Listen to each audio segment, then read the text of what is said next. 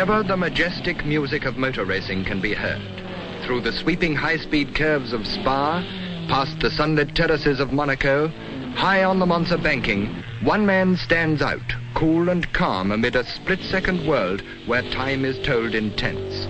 Fangio. Fangio quite simply dominated his era. He raced for just 7 World Championship seasons, and he was champion 5 times and runner-up twice. An extraordinary success rate. He was blindingly fast when he needed to be, but he liked to win a race by going no faster than necessary. There was an inner calm, a refusal to use unnecessary energy, which gave him an unmistakable style at the wheel. But he also represented a sporting ethic that's disappeared now from motor racing.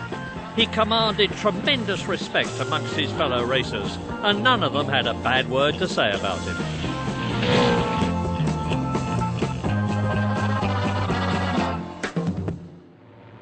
Born of humble parents in rural Argentina, he learned his craft in the hard school of long-distance South American road racers, driving self-prepared American sedans.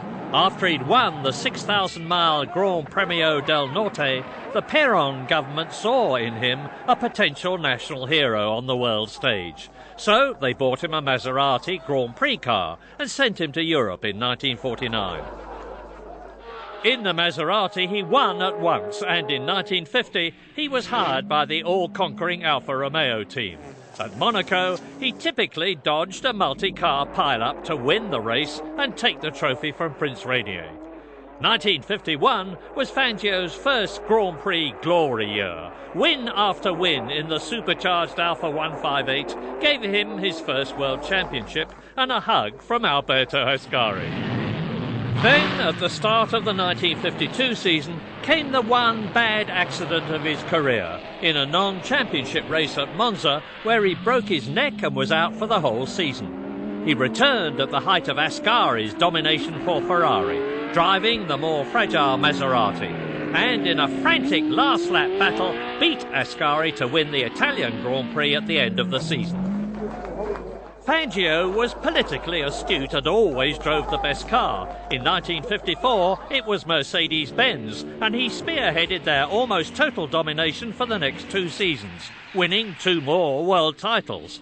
Then he signed for a single year with Ferrari and was champion again, before returning to Maserati in 1957. At 46, he was still top man.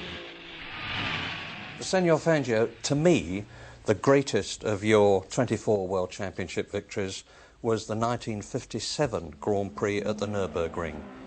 You led the Ferraris of Hawthorne and Collins. You had to stop unexpectedly.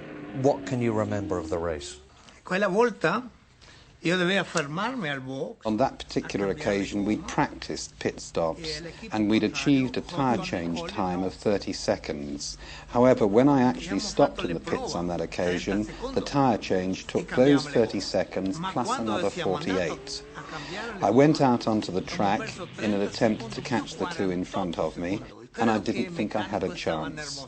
However, my technique was to actually go, when going into a corner, to take a higher gear than I would normally take to make up time, and gradually I was able to make up that sufficient time.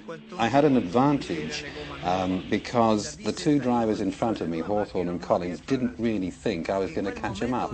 But when I saw them in front of me, I went for them. Carving chunks off the lap record, he sensationally made up 3/4 of a minute on the Ferraris and passed Collins and then Hawthorne in one of the greatest Formula One drives of all time.